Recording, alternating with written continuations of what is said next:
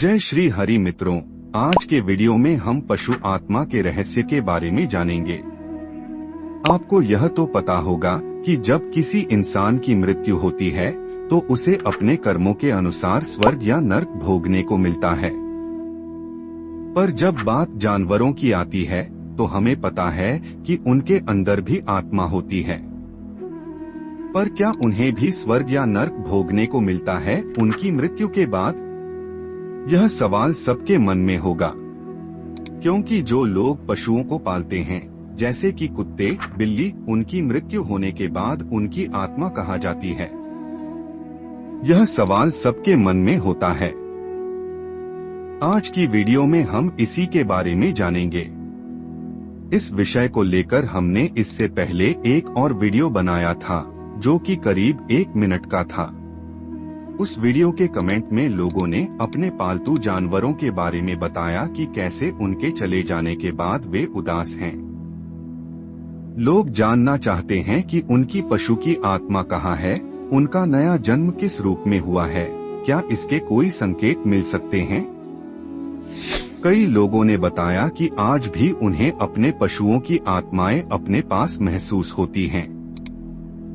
इस बात में कितनी सच्चाई है, इस पर हम आगे वीडियो में बात करेंगे। वीडियो में आगे जाने से पहले आप लोग कमेंट में जय श्री हरि लिखना न भूलें। और अगर आप चैनल पर नए हैं तो चैनल को सब्सक्राइब करके वीडियो को लाइक कर दें। गरुड़ पुराण में इसके बारे में शुरू में ही बताया गया है। उसमें कहा गया है कि जहाँ जीवन है वहाँ मृत्यु भी निश्चित है। जो प्राणी जन्म लेता है उसे समय आने पर मरना भी पड़ता है, और जो मरता है उसे जन्म भी लेना पड़ता है। यह पुनर्जन्म की प्रक्रिया सनातन धर्म में बताई गई है। यहाँ प्राणी शब्द का अर्थ सिर्फ जानवरों नहीं बल्कि इंसानों का भी है। इसका अर्थ यह है कि जिसका जीवन है उसकी मृत्यु भी है, और यह नियम सभी के ऊपर लागू होता है। और इस मृत्यु के सत्य को सभी ने स्वीकार किया है। परंतु यह मृत्यु का समय सभी के लिए अलग अलग है। मनुष्यों के लिए 100 वर्ष, कुत्तों के लिए 10 वर्ष, इसी तरह सभी प्राणियों की मृत्यु अलग अलग समय पर होती है।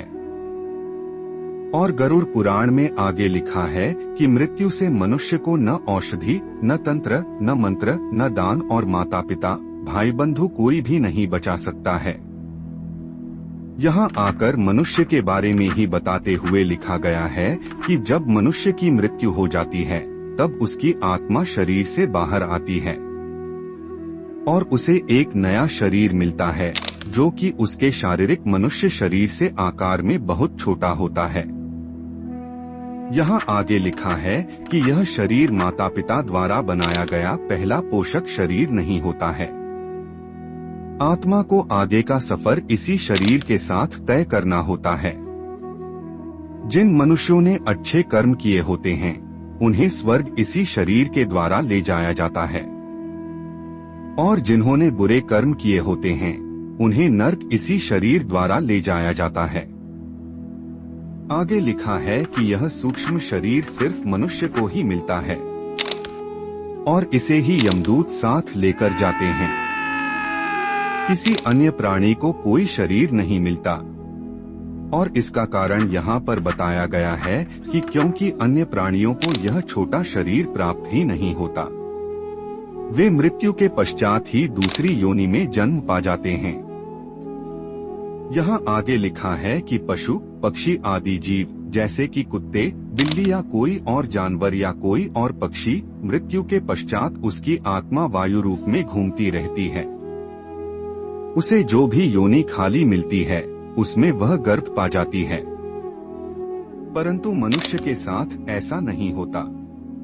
मनुष्य की आत्माएं अपने कर्म अनुसार शुभ और अशुभ फल भुगतती हैं, स्वर्ग या नरक की यात्रा करती हैं। यह सिर्फ जानवरों के विषय में लागू होता है।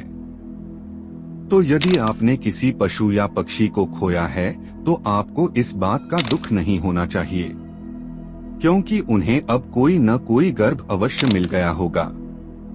कई लोग यह भी सोचेंगे कि क्या उन्हें हमारे बारे में याद होगा, क्योंकि यदि आपने अपने पालतू जानवरों को पाला है तो क्या उन्हें अगले जन्म में आपके बारे में कुछ याद होगा? तो इसका उत्तर है नहीं, क्योंकि जैसे हम इंसान अपने पिछले जन्म के बारे में कुछ नहीं जानते हैं, वैसे ही जानवरों को भी कुछ नहीं याद रहता।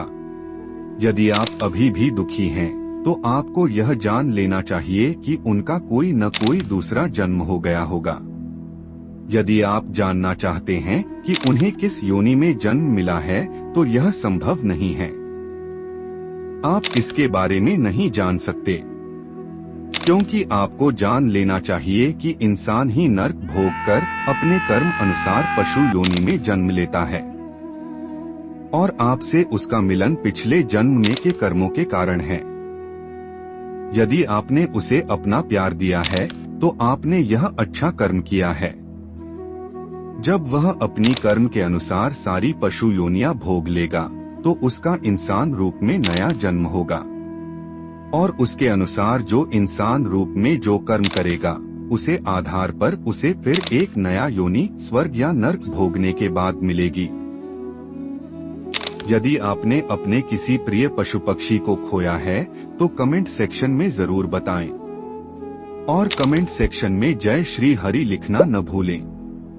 अगर आप चैनल पर नए हैं, तो चैनल को सब्सक्राइब करें, वीडियो को लाइक करें, और अगर कोई मित्र है जिसने अपने पशु पक्षी को खोया है, तो उसे भी यह वीडियो शेयर करें, ताकि उसके दिल को भी राहत मिले।